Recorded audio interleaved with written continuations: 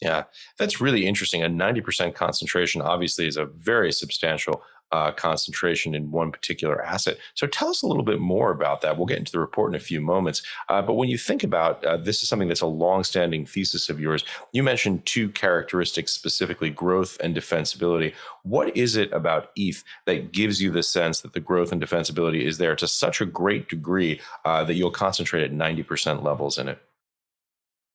When it comes to Ethereum's growth, what really clicked for me is that the nature of the Ethereum blockchain and the apps you can build on it is truly novel and valuable. And so we had a sense that over the years, as long as the supporting elements were in place, we feel confident that growth is going to occur. So what is the novelty and what are the supporting elements?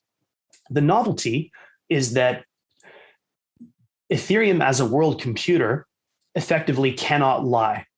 Can you explain that to people who may not be have computer science backgrounds? What does that mean? For sure.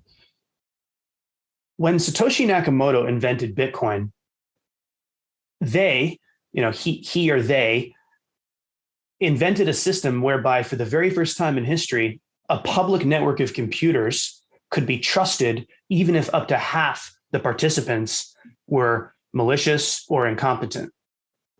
Now, Ethereum comes along, founded by Vitalik Buterin, and Ethereum had this insight that, wow, we can do what Bitcoin did from a reliability standpoint, and we can turn it into a computer. We can turn it into an open access public utility that anyone who pays the fee is able to create their own application or use an existing application, either as an end user or a middleware provider, completely open access world computer. Now, what has followed from that is this idea of credible neutrality, which is this transformative, world-changing idea that we think folks are going to be talking a lot about over the next few years. And credible neutrality is the idea that if you're a small country in Europe and you have an agreement with a much larger country, say it's America, and 2 years into that agreement, America decides that they want to change the rules of that agreement. You, as a small country, have limited recourse. It's an asymmetric relationship with America.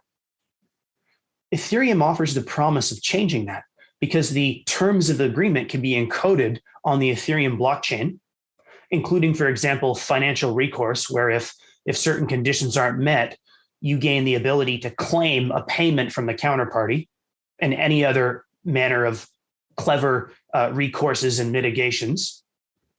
And so credible neutrality is going to usher in a new era of a level playing field of global trade prosperity among nations and mega corporations. It'll be almost like there's an independent nation living on the moon, and we can say, excuse me, independent nation, can you please be the arbiter in our disagreement? Can you please enforce the rules of our game? And Ethereum has the ability to do this, and it has the ability to do it at scale. And it turns out that the kinds of force-based recourses, things like, I have a bigger military, so I'm going to get my way.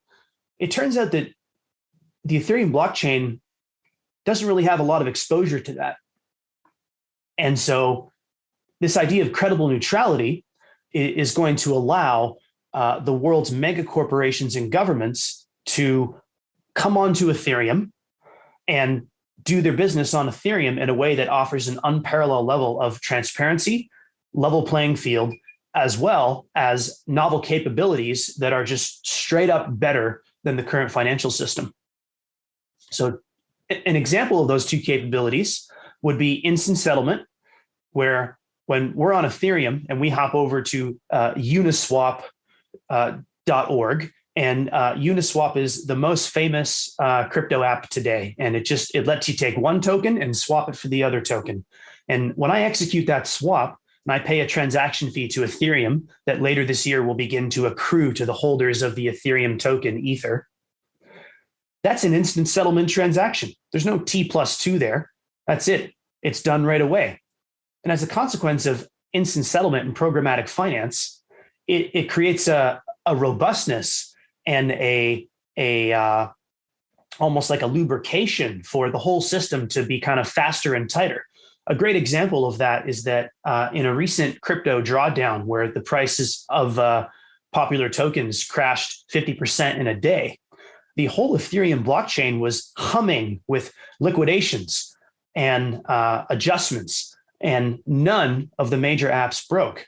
There was no need for a bailout. There was no need to call the Fed and ask them to print money to save us from this drawdown. The whole system simply worked.